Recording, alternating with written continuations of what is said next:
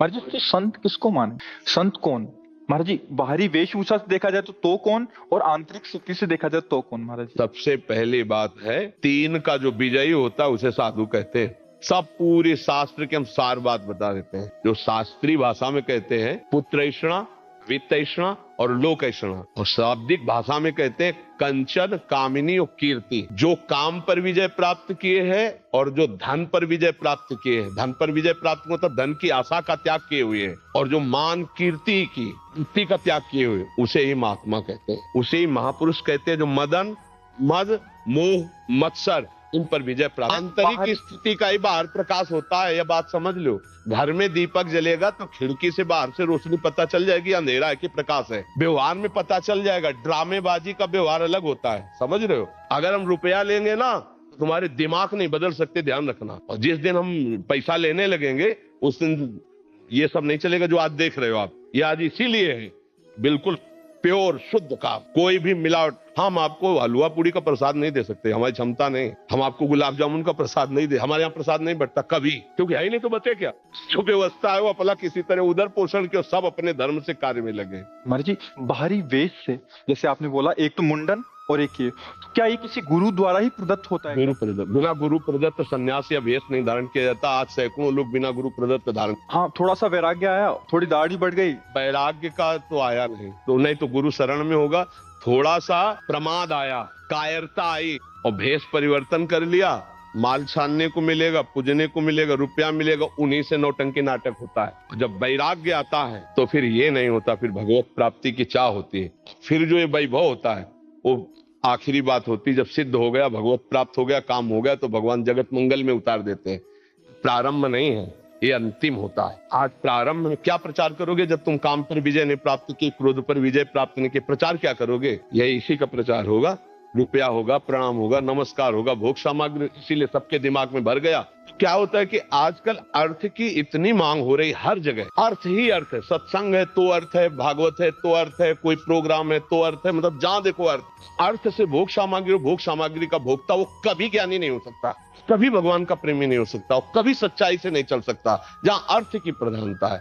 अर्थ की प्रधानता, इसीलिए लोगों के दिमाग में बात बैठ गई है कि ये सब धंधा है, क्योंकि इसको धंधा बनाया जा रहा है। तो इसीलिए लोगों को ये लगता है कि ये सब फ्रॉडगिरी है। ये सब भरोसो दृढ़ इन चरणन के रो। कभी भी संत महात्माओं ने अपने वचनों को नहीं बेचा है। ये जीवन की धरोहर है, कल जगत कल्याण के लिए कि बेचने के लिए है। महाराज जी एक और प्रश्न है, ये तो हो गया एक। महाराज जी आज देख रहे हैं कि कोई भी किसी को भी बाबा जी बोलता रहता है। वो पैंट शर्ट डाला है, वो कुर्ता पजामा डाला है, हाँ, क्या है हो गए। उनकी मर्यादाओं को तो जानते नहीं है। संत किसी के आगे भी लगा है। हमारे यहाँ दिखाई देता है, कभी पैंट शर्ट में होते हो, कभी पूरे संत भगवा ऐसे धारण किए होते। ये सब नौटंकी नाटक संतों में नहीं होता प्रभु।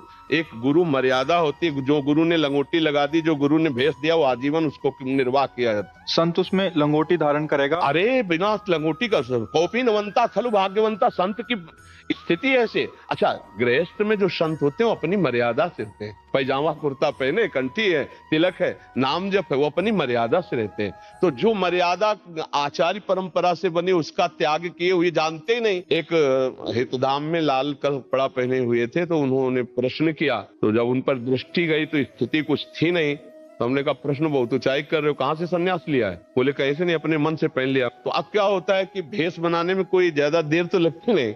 नीचे लाल पहन लो, ऊपर लाल पहन लो, नीचे पीला पहन लो, ऊपर पीला पहन लो, जैसा मनावे वैसा तिलक लगा लो। कोई जानने वाला तो है नहीं कि आपके संप्रदाय का तिलक लगाएं, आप किस आचार्य से जुड़े हुए हैं। अब वो क्या है, वो जो कार्य करेंगे वो संसारिक कार्य करेंगे और बेइज्जती होगी संतों की। ये देखो, ये अमुक बाबा, अब वो पैजामा कुर्ता पहने अमुक संत। यार संत किसके आगे लगता है? आचार्य परंपरा से जुड़े हुए, वैराग्य दीक्षा लिए हुए, उनके आगे संत लगता था। भाई ऐसे आचार्य, शास्त्री या ऐसे पदों से हम सम्मानित सबको किया गया, लेकिन संत शब्द लगा है आचार्य परंपरा से जो संत है। आज पैजामा कुर्ता पहने संत, पैंट शर्ट पहने संत, उल्टा सीधा बोल रहे हैं, बोले संत। अब लोगों की क्या समझ में आ गया? ये सब नौटंकी। ऐसा नहीं है, संत है, भगवान का मार्ग है, सच्चा भगवान का मार्ग है, पर वो बिना भगवान की कृपा के संतों का दर्शन या सानिध्य हो। पांच संगत तो दुर्लभ हो, भगवान की कृपा आज बहुतायत है। बहुतायत सच्ची मानिए, ऐसी बहुतायत है कि जिसको जानना बड़ा कठिन। तो ये बात समझो कि अर्थ की प्रधानता, भोग की प्रधानता, मान सम्मान की प्रधानता, ये साधुता नहीं रहने देती, ये नाटक में उतार देती है। भगवान की कृपा से साधुता और संतों का मिलना बहुत कठिन है। आज जो संत हैं आप उन्हें पहचान भी नहीं सकते, ऐसे रह रहे हैं। ऐसे वृंदावन में, ब्रज में हजारों ऐसे संत हैं जिनको आप मानोगे ही नहीं कि संत हैं। साधारण कपड़ा पहने, कमंडल लिए, रोटी मांगे, खाए, छुप के भजन कर रहे हैं, कौन जान पा रहा है। तो अगर हम धन का महत्व रखेंगे, भोगों का महत्व रखेंगे, तो साधुता का मतलब क्या है? घर का एको त्यागा था। गोस्वामी जी ने 2 प्रकार के संत बताए। एक संत बताए जो भोग ऐश्वर्य को भगवान के लिए त्याग कर भजन मार्ग में चलते हैं, और एक नारी मुई घर संपत्ति नासी मूड मुड़ाए भय सन्यासी, गोस्वामी जी ने लिखा है। बहुत कठिन है साधुता का मार्ग और बहुत कठिन है संतों का दर्शन। ये भी बात समझ लो। भगवान की कृपा है तो साधु समागम मिल रहा है, और जितने दिन है उतने दिन ही मिल रहा है। ये बाजार है, उठ जाएगी, ज्यादा दिन नहीं रहेगी। पकड़ना है तो पकड़ ले, तो गाड़ी छूट जाएगी। महाराज जी 2 शब्दों में एक अंतिम इसका करेंगे। महाराज जी हमारी श्रद्धा ना हो जाए इस वाक्य को पकड़ के, कोई सच्चे संत पे भी ऐसा आरोप या ऐसी भावना कर सकता है, उसके लिए एक साधारण जो भक्ति मार्ग से विलग भी है, जुड़ा है, वो कैसे निर्णय ले? देखो, संत की सबसे पहली पहचान है, हम जिसके पास बैठे पहला काम, हमारे हृदय में शीतलता आने लगेगी या जलन पैदा होगी। 2 काम। अगर आप पापाचरण किए हो तो आपके अंदर जलन पैदा हो जाएगी, लगेगा मैंने बहुत बुरा किया, अब नहीं करूंगा। उसके पास बैठते ही, उसके वचन सुनते ही आपके अंदर खलबली पैदा हो जाएगी, यार बहुत गलती हुई, अब कसम खाता हूं ऐसा नहीं करूं। दूसरी बात, अगर थोड़ा भी साधन भजन शुरू है तो आपको ऐसा लगेगा, मैं देख तो पहली बार रहा हूं लेकिन ऐसा लग रहा है मैं इनसे बहुत बार मिल चुका हूं, ऐसा लगता है कोई अपने हैं, ऐसा लगता है कि मेरे अपने हैं, ऐसा वहां कोई संशय, कोई प्रश्नवाचक चिन्ह खड़ा ही नहीं हो सकता। जैसे सूर्य के सामने अंधेरा नहीं टिक सकता, ऐसे संत के सामने प्रश्नवाचक चिन्ह नहीं खड़ा हो सकता। कोई छल है क्या, कोई कपट है क्या, ऐसा आएगा ही नहीं। उनको देखते ही तुम्हारे हृदय में एक अद्भुत प्रियता और गलत कर्मों के प्रति एक अलौकिक जलन शुरू हो जाएगी, और आप निश्चित गलत कार्यों को छोड़ देंगे और अच्छे कार्य करने लगेंगे। ये सहज पहचान है। बकाया सोई जाने जे देह जनाई, वो संत अपने को जना दे या भगवान जला दे तो ही, नहीं तो कैसे जला जा सकता। हमारी सबसे अपनी तरफ से प्रार्थना है, हमको सबके प्रति भाव रखना है, पर जहां हमको गलत थोड़ा भी नजर आवे तो हम निंदा न करें, वहां से दूरी हट जाए, चाहे कोई भी हो। ये बात हमें ध्यान रखनी है। गलत का मतलब है जैसे चेष्टाएं बता देती है, आदमी की स्थिति बता देती। देखो, चेष्टाएं छुपती नहीं है, और सब कोई जानता है कि गलत देखना, गलत छूना, गलत बोलना वो हरकत में समझ में आ जाता है। अगर कोई गलत है तो तुम्हारी तरफ देखने का ढंग, तुम्हारी तरफ बोलने का ढंग, तुम्हारी तरफ का जो उसका भाव है वो आपको बता देगा ये आदमी गलत है, चाहे वो किसी भी भेष में हो। दूरी बना लेनी चाहिए। दूसरी बात, जिसके प्रवचन के बाद कुछ लेने की बात कह दी जाए तो समझ लेना कि यहाँ भगवान के भरोसे का खेल नहीं है, यहाँ कुछ और खेल है, हट जाना चाहिए। तीसरी बात, जो मिलते ही आपको अपना बनाने की कोशिश करे, जो आपको अपना बनाने की, वहां कभी मत फंसो। ये भी सूत्र समझ लो। आप मिले, आपको इतना प्यार, इतनी क्यों आप उनकी मुट्ठी में आ जाएं, बिल्कुल नहीं आना, दूर हटके रहें। ये पक्का समझ लेना, संत कभी अपेक्षा नहीं रखते, वो निरपेक्ष रहते हैं। आप उनके जितने प्यार में झुकेंगे वो उतने आपसे निरपेक्ष होते चले जाएंगे। संत की पहचान होती है। अगर वो लौट करके आपकी तरफ प्यार दृष्टि से देख लिए तो आप निहाल हो जाओगे, जो निरपेक्ष संत हैं। और जो आपको पहली बार में ही आकर्षित करके अपना बनाने की कोशिश करें तो ये समझ लेना चाहिए कि यहाँ निरपेक्षता नहीं है, तो भगवान का भरोसा नहीं। ये कुछ हमसे चाह रहे हैं, और जो हमसे चाह रहे हैं तो हमारी चाह पूर्ति इनसे हो ही नहीं सकती। ये कुछ ऐसी बातें हैं पॉइंट की जिनको समझना चाहिए। अच्छा, जिस सत्संग में जाने के लिए, अध्यात्म सुनने के लिए पैसा लगे, उसमें तो कभी जाना ही नहीं, क्योंकि उसमें लाभ होगा ही नहीं आपको, क्योंकि अर्थ दे करके भगवान की चर्चा का लाभ नहीं मिल पाएगा। अध्यात्म कभी पैसे से नहीं बिकता, और पैसे से कभी अध्यात्म को खरीदा नहीं जा सकता।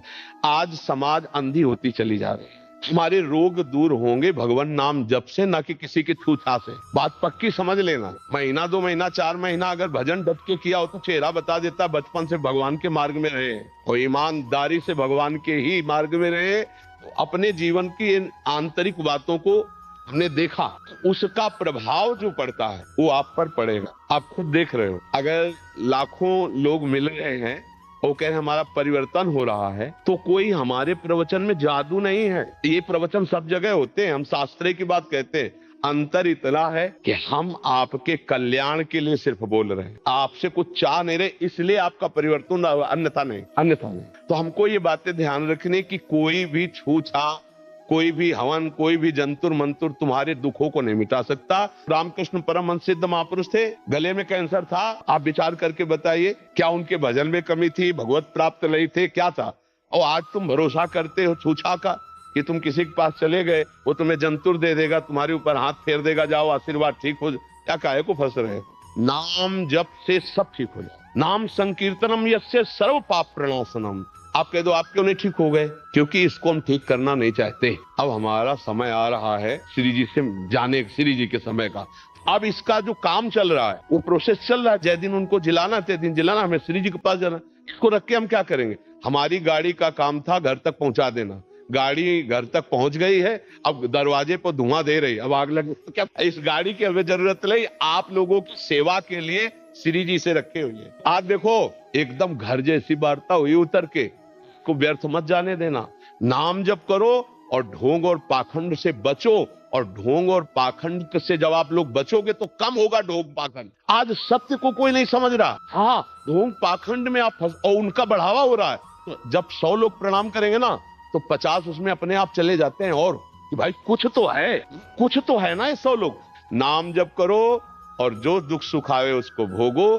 शरीर रोगी है तो अस्पताल जाओ, अध्यात्म के लिए साधु महात्मा का संग करो, और धन कमाने के लिए धर्म पूर्वक कर्तव्य कर्म करो। किसी के आशीर्वाद से धन नहीं आता, जिसे वो कहते ना उनसे आशीर्वाद मिल जाएगा तो धन आ जाएगा। तुमसे पैसा क्यों लेते हो? अपने ऊपर आशीर्वाद दे लो, खुद धनी हो जाए। तो इस बातों को समझो और पाखंड का विरोध अंदर से रखो। हम संग नहीं करेंगे ऐसे पाखंड। तो आज हमारे भारत में जो उपहास हो रहा है संतों का, जो पाखंड का, वो सब ठीक हो जाए। जाओ, आपका सबका मंगल हो।